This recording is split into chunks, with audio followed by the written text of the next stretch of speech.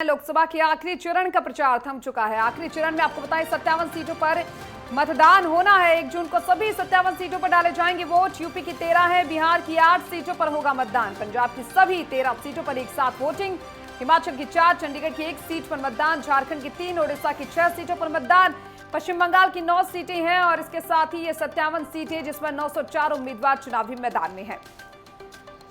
हिमाचल की 4, चंडीगढ़ की 1 सीट पर, झारखंड की 3, ओडिशा की 6 सीटों पर मतदान होना है और जो अंतिम चरण है उसको लेकर चुनाव प्रचार अब थम चुका है। पश्चिम बंगाल की 9 सीटें हैं, 57 सीटें हैं कुल मिलाकर और 904 उम्मीदवार चुनावी मैदान में हैं। लोकसभा के आखिरी चरण का प्रचार पूरी तरह से थम चुका है।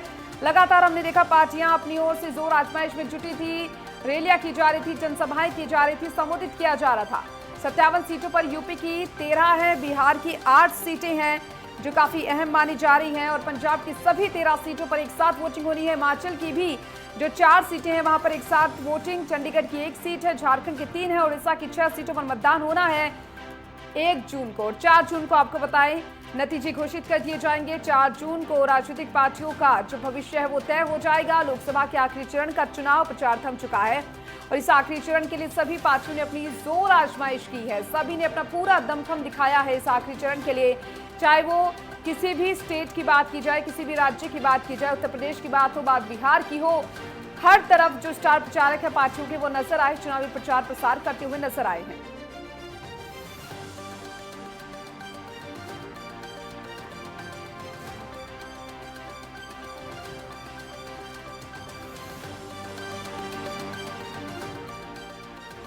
देखिए आपको बताएं बिहार की बात करें तो 57 कुल सीटें हैं जिसमें से बिहार की 8 सीटें हैं जिन पर मतदान होना है 1 जून को। चंडीगढ़ की 1 सीट है क्योंकि देखिए लगातार 57 सीटें हैं जिसमें बिहार की 8, चंडीगढ़ की 1 और हिमाचल की सभी 4 सीटें। हिमाचल को आखिरी चरण में रखा गया, सभी 4 सीटों पर मतदान।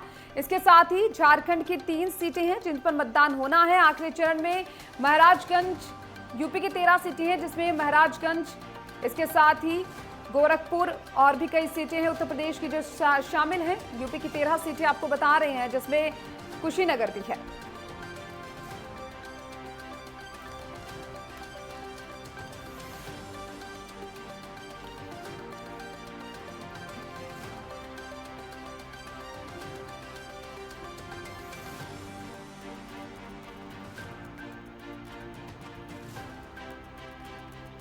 और देखिए लगातार राजनीति जो है वो जारी है क्योंकि देखिए 1 जून को अंतिम चरण का चुनाव होना और उसके लिए जो प्रचार प्रसार है वो थम चुका है और ऐसे में जो राज्य है उनमें बिहार राज्य जो है वो काफी महत्वपूर्ण माना जा रहा है और इसी के लिए ज्यादा चर्चा के लिए हमारे साथ वरिष्ठ पत्रकार डॉक्टर धनोज कुमार हमारे साथ जुड़ चुके हैं। इसके साथ ही मऊ से संवाददाता राम अवतार उपाध्याय भी हमारे साथ जुड़ चुके हैं।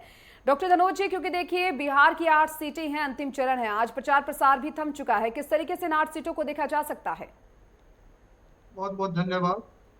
2 लाइन से शुरुआत, आपके सवाल का जवाब भी होगा और फिर मूल सवाल पर हम आएंगे। सियासत में ताउम्र साथ मिलता नहीं किसी को, सियासत में ताउम्र साथ मिलता नहीं किसी को, फूलों से सजा सिंहासन मिल जाए तो किस्मत भली।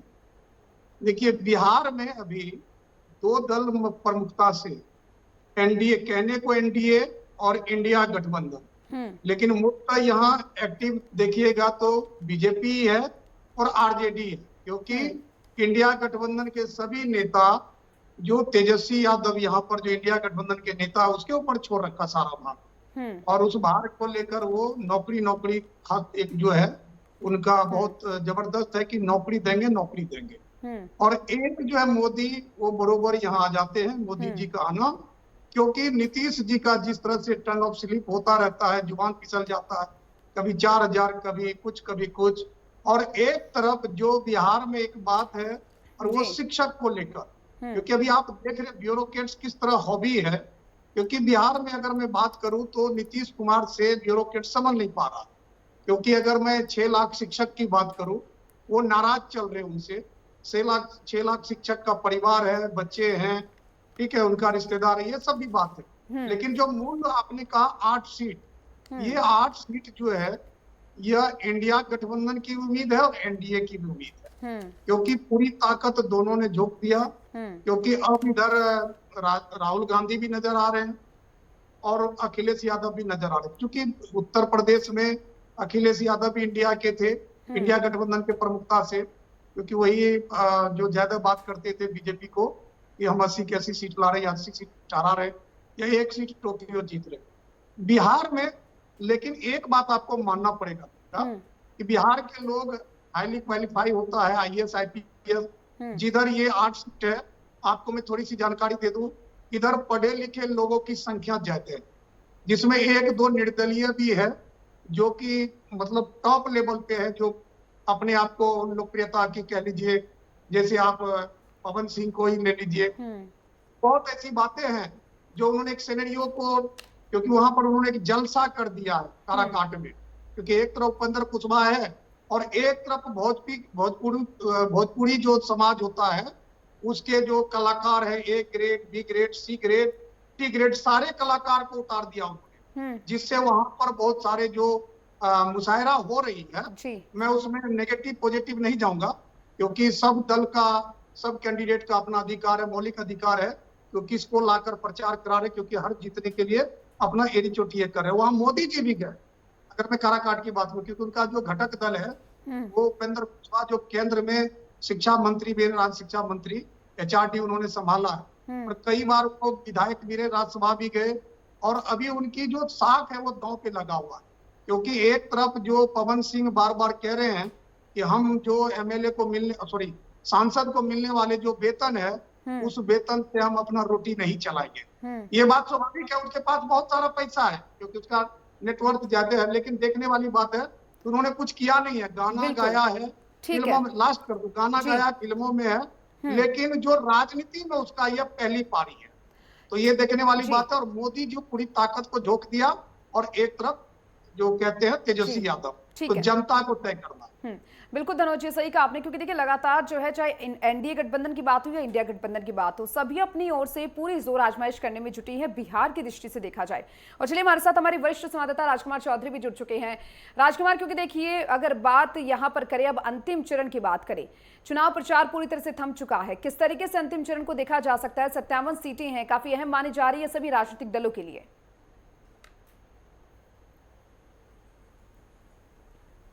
बिल्कुल दीपिका, देखिए इस पूरे जो एपिसोड है, मतलब इसको एक तरह से अगर फिल्म का नाम दिया जाए तो एक अंतिम जो 7वां एपिसोड है, 7वें चरण का चुनाव होना है, उसके लिए मतदान होना है 1 तारीख को। और आज चुनाव प्रचार 5:30 बजे, अभी कुछ 1 घंटे पहले ही अभी समापन हुआ है। देखिए अगर इस पूरे सिनेरियो को देखो तो ये जो अंतिम चरण है, इस अंतिम चरण इसलिए भी बहुत महत्वपूर्ण हो जाता है क्योंकि प्रधानमंत्री नरेंद्र मोदी जहाँ से चुनाव लड़ रहे हैं, बनारस, वो सीट भी इसी उसमें आती है फेज़ में। और तमाम जो अगर पूरा दृष्टिकोण अगर देखा जाए तो तकरीबन मेरे ख्याल से 75 दिनों का ये प्रचार अभियान रहा। 75 दिनों में 7 चरण और 7 चरणों में अलग अलग सीटों पे 543 लोकसभा सीटें हैं। अंतिम जो दौर है उसमें 57 सीटों पे मतदान होना है। और आज वो जो चुनाव प्रचार है वो थम गया है। प्रधानमंत्री नरेंद्र मोदी ने आज अपना अंतिम जो भाषण है वो पंजाब में होशियारपुर में अपना देके उन्होंने समापन करके और वो कन्याकुमारी के लिए रुखसत कर गए हैं। कन्याकुमारी में भी जाके उन्होंने अपना जो मौन व्रत है वो शुरू कर दिया है। और तकरीबन जो जानकारी मिली है वो 45 घंटे के आसपास ऐसा होगा कि मौन व्रत में रहेंगे। 116 के आसपास, 162 क्षमा कीजिएगा, 162 के आसपास रैलियां हैं जो प्रधानमंत्री नरेंद्र मोदी ने की है। और उन्हीं की पगडंडियों पर चलते हुए 100-150 से अधिक रैलियां गृह मंत्री अमित शाह ने की है। और अगर आंकड़ों को देखें तो तकरीबन 70 रैली के आसपास राहुल गांधी पहुंचे हैं। और इसी परिप्रेक्ष्य में और तमाम दलों के नेताओं ने रैलियां की है। आज जो प्रचार थमा है उस प्रचार में अंतिम जो रोड शो है वो तकरीबन 12 किलोमीटर का जो रोड शो है वो ममता बनर्जी ने अपने पश्चिम बंगाल के एक लोकसभा सीट पर किया है। तो जो पूरा सिनेरियो है, इस सिनेरियो में एक बात जरूर तय हो गई है कि इस चुनाव में पूरा एड़ी और चोटी का जोर तमाम दलों ने लगाया है, तमाम प्रत्याशियों को जिताने के लिए तमाम प्रयास हुए हैं। और ये जो चुनाव प्रचार है, इस चुनाव प्रचार के दौरान आपने देखा होगा कि बहुत सारे ऐसे मसले आए कि जिन मसलों की आवश्यकता नहीं थी, जो मुद्दे नहीं थे, लेकिन कहीं ना कहीं नेताओं की जो जुबान है, वो जो संवाद करने का उनका तरीका है, वो भाषणों में जो गिरावट आई उसको अंतिम पायदान पर खड़ा हुआ व्यक्ति जरूर देख रहा है, क्योंकि 140 करोड़ की आबादी का देश है और वोटर जिस समय दीपिका वोट करता है वो उस समय भी एक बार ये डिसाइड करता है कि आखिर वो वोट किसको देने के लिए जा रहा है। और एक एक शब्द जो है वो राजनीति में बहुत मायने रखता है। लेकिन देखना बड़ा दिलचस्प होगा कि 4 तारीख को परिणाम क्या निकलते हैं। अब राजनीतिक पंडित जो हैं वो भी अपना विश्लेषण कहीं ना कहीं लगाना शुरू करेंगे। 1 तारीख को अंतिम चरण का जो मतदान है, क्योंकि चुनाव प्रचार जो है वो खत्म हो गया, अब डोर टू डोर जो कैंपेन है वो किया जा सकता है। प्रत्याशी अपने क्षेत्र में जो पोलिंग पार्टियां हैं वो पोलिंग पार्टियां अब रिवाइज हो जाएंगी और सुरक्षा के व्यापक इंतजाम किए जा रहे हैं। बनारस से लेके तमाम, सासाराम की एक सीट पड़ती है बिहार में, बहुत महत्वपूर्ण सीट मानी जाती है और तमाम जो नेता हैं उनकी प्रतिष्ठा स्वाभाविक तौर पर जो है दांव पे लगी हुई है। 8 प्रदेश है, उन 8 प्रदेशों की यदि बात कर लें तो उसमें हिमाचल प्रदेश की 4 लोकसभा सीट हैं जिन पर मतदान होना है। बिल्कुल सही कहा आपने, क्योंकि देखिए लगातार जो राज्य हैं वो काफी महत्वपूर्ण और कई ऐसे राज्य हैं जिनकी जो सारी सीटें हैं उनमें पहला जो चुनाव है वो होने वाला है। चलिए हमारे साथ हमारे संवाददाता भी जुड़े हुए हैं मऊ से, उनका भी जरा रुख कर लेते हैं, क्योंकि राम अवतार उपाध्याय लगातार देखा जा रहा है चुनावी प्रचार प्रसार के लिए जो राजनीतिक पार्टियां हैं वो पहुंच रही हैं। मऊ में क्या कुछ चुनावी माहौल देखने को मिल रहा है? देखिए दीपिका जी, आज चुनाव प्रचार थम गया है और यूपी की लगभग 80 सीटों पर 1 जून को 13 जो सीटों पर मतदान होना है, इसे लेकर के अब 1 जून को ही सभी जितने भी प्रत्याशी हैं उनकी भाग का फैसला हो जाएगा और 4 जून को उनके जो पिटारे खुलेंगे उसमें तय हो जाएगा कि 80 सीटों पर किसकी फतह हासिल हो रही है और यूपी को कौन जीत रहा है। आपको बता दूं कि अभी अखिलेश यादव का यहाँ पे रैली थी और उन्होंने जनसभा को संबोधित किया है। आरोप प्रत्यारोप का दौर चलता रहा है, चाहे वो भाजपा की तरफ से हो चाहे समाजवादी पार्टी की तरफ से हो, लगातार एक दूसरे पर कटाक्ष करते रहे हैं लोग। आपको बता दूं दीपिका जी की चुनावी सरगर्मियां इतनी तेज है कि पूरी तरह से भारतीय जनता पार्टी ने मऊ, वाराणसी, गोरखपुर और गाजीपुर में लगा करके सभी इनके दिग्गज यहाँ मौजूद थे। आपको बता दूं कि लगातार 11 बजे रात तक लोग प्रचार प्रसार में जुटे थे। अभी मेरी कल 9:30 बजे प्रदेश अध्यक्ष भूपेंद्र सिंह चौधरी जी से मेरी वार्ता हुई और उन्होंने भी प्रचार प्रसार को लेकर के जितना पसीना यहाँ पर मंत्री से लेकर के संतरी तक बहाए हैं उसका परिणाम अब 4 जून को आना है। लेकिन कहीं न कहीं समाजवादी पार्टी भी पूरी तरह से यूपी में इस बार एक नया परिवर्तन करने को लेकर के अपनी पूरी दमखम लगाई है। अगर हम मऊ की सियासत की बात करें तो मऊ में जातीय समीकरण को आधार पर मतदान अगर होगा तो निश्चित यहाँ पे चौहान, भूमिहार और मुसलमान ये निर्णायक होंगे। साथ में दलित वोट जो है जो कि साइलेंट हो चुका है दीपिका जी, और यही वोट चाहे वो आजमगढ़ का भी चुनाव हो, छठे फेज का चुनाव हो, चाहे यूपी के किसी भी 80 सीटों की मैं बात कर रहा हूं, हर जगह दलित वोट जो है वो कहीं न कहीं निर्णायक साबित होगा। और स्थिति यह है मऊ की, यहाँ मुख्तार अंसारी का भी दबदबा चलता रहा है मऊ में, कारण कि मऊ पूरा बाहुल्य क्षेत्र है, मुस्लिमों का बाहुल्य क्षेत्र है।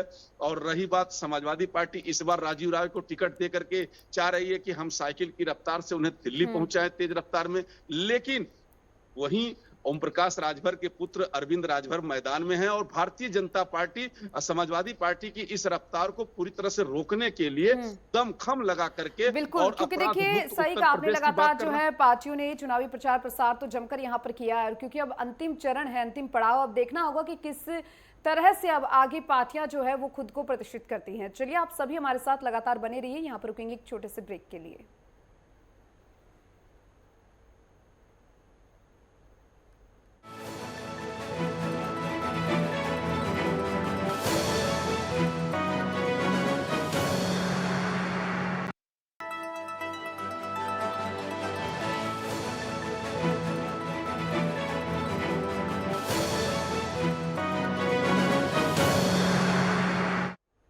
चलिए ब्रेक के बाद एक बार फिर से आप सभी का स्वागत है और हम बात कर रहे हैं अंतिम चरण की कि अंतिम चरण में आखिर क्या कुछ देखने को मिल रहा है और अंतिम पड़ाव है ये लोकसभा चुनाव 2024 का। हमारे जो खास मेहमान हैं लगातार हमारे साथ बने हुए हैं। आपके पास आना चाहूंगी डॉक्टर धनोज जी, आप कह रहे थे कि एनडीए वर्सेस इंडिया जो है वो लगातार देखने को मिल रहा है और स्टार प्रचारक भी लगातार चुनावी प्रचार प्रसार करने में जुटे रहे इस अंतिम चरण के लिए भी और बाकी जो चरण हुए उसके लिए भी।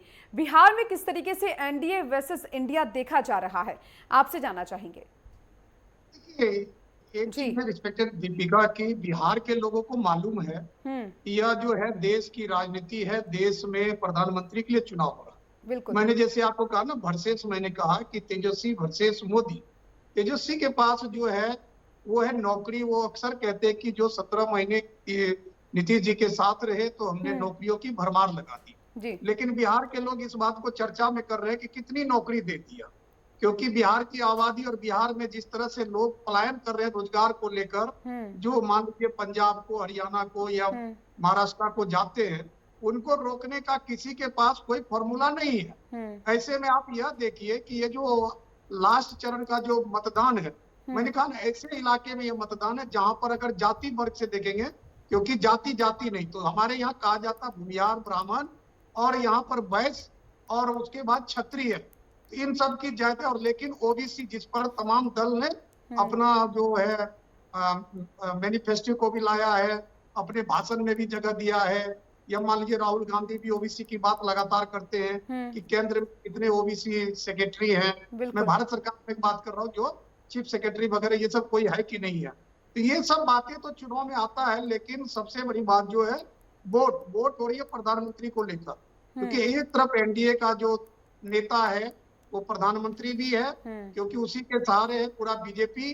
क्योंकि आप देखिए जिस तरह से नीतीश कुमार उनके घटक दल है, लेकिन जिस तरह से नीतीश कुमार जो है, या आप उम्र का पड़ाव कह लीजिए, टेंशन कह लीजिए, या कोई उसका जो आरोप लगा रहा है विपक्ष के नेता कि शायद उसमें कुछ मतलब हेल्थ इशू भी हो सकता है, क्योंकि बार बार वो भूल जाते हैं कि 40 को 400 या 400 पार को 4000 बोल देते हैं। बहुत ऐसी बातें हैं। लेकिन वही तेजस्वी जिस तरह से अभी उसका देखिए कि वो उनके बॉडीगार्ड पकड़ पकड़ के उनको स्टेज पर ले जाना, वो यह दिखाता है कि मैं बीमार हो गया, भाग दौड़ किया, क्योंकि हेलीकॉप्टर को पकड़ने के लिए वो तेज दौड़ता है, क्योंकि दिन भर ही हेलीकॉप्टर उड़ना होता है, तो शाम हो जाने पर हेलीकॉप्टर उड़ नहीं सकता। तो हो सकता है इसलिए वो ज्यादा एक्सरसाइज करता है कि कम से कम समय में ज्यादा रैली कर ले। और एक तरफ मोदी जी का बिहार में आना कई बार आ चुका, अभी मान लीजिए 8 सीट है, आप देखिए उनमें 2 दिन लगातार है। और जो सीट का मैंने नाम लिया, खासतौर पर काराकाट, जहां से एनडीए की दौड़ लगी हुई है, क्योंकि आप देखिए वहां पर पवन सिंह है, पवन सिंह को जैसे टिकट दे दिया था आसनसोल से, और भाजपा ने उसको लास्ट में अपने दल से हटा दिया। तो बहुत बातें हैं, निर्दलीय है, लेकिन यहाँ लोग वहां पर एक कहावत है, निर्दलीय कभी जीतता नहीं। अब तक में आजादी से लेकर अब तक कोई निर्दलीय उम्मीदवार नहीं जीता है, तो ये भी देखने वाली बात है। लेकिन जो बात है ना कि जो केंद्र में जब सरकार बनेगी तब तेजस्वी का स्लोगन सफल होगा नौकरी का, जब उसकी सरकार नहीं बनेगी। ठीक है धनोज जी, क्योंकि देखिए लगातार जिस तरीके से आपने कहा कि जो वोट यहाँ पर दिए जा रहे हैं प्रधानमंत्री नरेंद्र मोदी के चेहरे पर यहाँ पर दिए जा रहे हैं। राजकुमार आपके पास आना चाहूंगी। देखिए ये तो बात होगी बिहार की, लेकिन अगर पूरे देश की बात करें, जहां जहां पर जिन राज्यों में चुनाव हुए हैं, वहां पर क्या ये फैक्टर काम कर रहा है कि वोट जो है वो प्रधानमंत्री नरेंद्र मोदी के चेहरे पर दिया जा रहा है? एक तरफ तो एनडीए वर्सेस इंडिया है, लेकिन एक तरफ से प्रधानमंत्री नरेंद्र मोदी है, क्या कहेंगे इस पर? देखिए दीपिका, स्वाभाविक तौर पर क्योंकि प्रधानमंत्री नरेंद्र मोदी 2 टर्म प्रधानमंत्री रहे हैं, और देखिए सत्ता जो होती है, सत्ता के साथ जाना स्वाभाविक तौर पे बहुत सारा मसला होता है। भारतीय जनता पार्टी को यदि हम देख लें, अगर इतिहास के पन्नों को पलटें, तो भारतीय जनता पार्टी इस समय दुनिया की सबसे बड़ी राजनीतिक पार्टी बन चुकी है। और जिस तरीके से चुनाव लड़ने का जो एग्रेशन है, क्योंकि एक उदाहरण के तौर पे आज आप देखिए कि उत्तर प्रदेश के मुख्यमंत्री योगी आदित्यनाथ को पंजाब में चुनाव प्रचार के लिए भेजा, उन्हें हिमाचल में चुनाव प्रचार के लिए भेजा। तो ये जो तमाम तरह की जो रणनीति है, इस रणनीति को स्वाभाविक तौर पर चुनाव में देखना बड़ा दिलचस्प होता है। अगर हिमाचल की बात करें, कंगना रनौत को चुनाव मैदान में उतारा है और बहुत शानदार चुनाव लड़ा जा रहा है। वहाँ केंद्रीय मंत्री जो हैं वो चुनाव मैदान में है। तो ये स्वाभाविक तौर पर, क्योंकि जब सत्ता में होते हैं, प्रधानमंत्री नरेंद्र मोदी ने जिस तरीके से धुआंधार रैलियां की है और अपनी बात को बहुत एग्रेसिव तौर पे कहने का प्रयास किया है। उन्होंने, देखिए, महंगाई है, इसमें कोई दो राय नहीं है, इसमें कोई दो राय नहीं है कि महंगाई बहुत तेजी से बढ़ी है, लेकिन उसके अलावा कोरोना काल के बाद जब अगर देश को देखें तो रक्षा के क्षेत्र में आज हिंदुस्तान का बहुत बड़ा नाम हुआ है। हम अपने हेलीकॉप्टर जो हम आयात करते थे, अब हम वो निर्यात करने की पोजीशन में हैं। तो स्वाभाविक तौर पर एक आधुनिकीकरण हुआ है। एक कड़वा जो घूंट है वो घूंट जनता ने पिया है, लेकिन जनता किस कदर जाती है, जनता चुनाव में जो अपना मत का अधिकार जो करेगी, मतदान जो करेगी, वो किस आधार पर करेगी, ये कहीं ना कहीं 4 तारीख को हमें देखना बड़ा दिलचस्प होगा। लेकिन चुनाव का जो टेम्पो होता है, इसमें कोई दो राय नहीं है कि प्रचार में किसी तरीके की कोई कमी नहीं की। एक दिन में 4 रैलियों को 4 स्टेटों को कवर किया जा रहा है, रोड शो किए जा रहे हैं, लाखों लोग जो है वो सड़कों पर खड़े हुए इंतजार कर रहे हैं और दावे किए जा रहे हैं। तो तमाम तरह की जो रणनीति है, तमाम तरह की जो मैनेजमेंट है, उसमें कहीं कोई कसर बाकी नहीं छोड़ी गई है। लेकिन फिर बात में वहीं आ जाती है कि वोटर जो है, साइलेंट चुनाव है। हिंदुस्तान जो है वो दुनिया का सबसे बड़ा लोकतंत्र है। किसने किसको वोट किया है, इसके लिए कहीं ना कहीं 4 तारीख का इंतजार मुझे लगता है कि शायद हमें करना चाहिए। प्रधानमंत्री नरेंद्र मोदी के आह्वान पर वोट मिला है या नहीं मिला है, ये परिणाम तय करेंगे। बिल्कुल, 4 तारीख जो है वही अब सब कुछ बयां करेगी कि आखिर जनता किसे चुनती है। क्योंकि देखिए, प्रचार प्रसार तो सभी पार्टियां कर ही रही है, अपने अपने तरफ से सभी अपना जोर आजमाइश करते हुए नजर आ रही है। आपके पास आना चाहूंगी मैं, राम अवतार उपाध्याय हमारे साथ जुड़े हैं। मऊ में कौन कौन से मुद्दे देखे जा रहे हैं इस बार इस चुनाव को लेकर, क्या कुछ फैक्टर वहां पर निकलकर सामने आ रही हैं? देखिए दीपिका जी, मैं बता दूं कि मेरी मौजूदगी इस समय मऊ से सटा ही एक पंदहा ब्लॉक है, इसमें ताजेपुर गांव है। मैं इसी गांव में हूं इस समय। और यहाँ का जो क्षत्रिय समाज है, ब्राह्मण समाज है, दलित समाज है, तो मैंने यहाँ पे सुबह में जब यहाँ लोगों के मूड को जानना चाहा तो लोगों ने कहा कि एक साथ में 10 साल में अगर आप चाहेंगे तो भारत नहीं बदल पाएंगे। रही बात महंगाई की, तो ये तो जब से देश आजाद हुआ तब से ये मुद्दे चले आ रहे हैं। रही बात बेरोजगारी की, तो 10 साल से में तो नहीं खत्म कर पाए, लेकिन जब से देश आजाद हुआ तब से ये मुद्दे चले आ रहे हैं। फिलहाल ये सब कामें 10 साल में तो नहीं खत्म कर पा रही सरकार। मुद्दे हैं, लेकिन इसे खत्म करना इतना आसान भी नहीं है। फिलहाल देश बदल रहा है। हाँ, उत्तर प्रदेश में, चाहे पूरे देश में सुरक्षा की व्यवस्था को लेकर के, चाहे विकसित भारत को लेकर के, कहीं ना कहीं कुछ डिजिटल इंडिया को लेकर के, मेक इन इंडिया को लेकर के, जिस तरह से देश कदम तो कदम बढ़ाता रहा है, प्रगति के मार्ग पे चलता रहा है, तो आने वाले समय में इसका असर दिखेगा। लेकिन अचानक से कोई भी सरकार हो, चाहे ये भाजपा की सरकार हो, चाहे किसी भी की सरकार हो, लेकिन बैठते ही तुरंत वो बेरोजगारी खत्म नहीं कर पाएगी, न तो महंगाई खत्म कर पाएगी। इस पर नियंत्रण करने के लिए वो नियमावली अपनी या कार्रवाई करेगी। मैं बता दूं आपको कि मऊ का जो समीकरण है, मऊ में मुस्लिम है, बुनकर है, मेरी बुनकरों से भी मुलाकात हुई। बुनकरों ने कहा थोड़ा सा हमारी साड़ियों का जो कारोबार है वो इन दिनों ठप चल रहा है जीएसटी की मार से। तो कोई कह रहा है कि थोड़ी महंगाई है, जैसे डीजल, अगर आप दीपिका जी देख ले तो 2014 के डीजल के भाव और 2024 के डीजल के भाव में थोड़ा मोड़ा का अंतर है, 20-25 रुपए बढ़े हैं, लेकिन बहुत तेजी से नहीं बढ़े हैं। लोगों का कहना है कि भाई महंगाई बढ़ी है, हाँ रोजगार मिल जाता, जैसे नौकरी।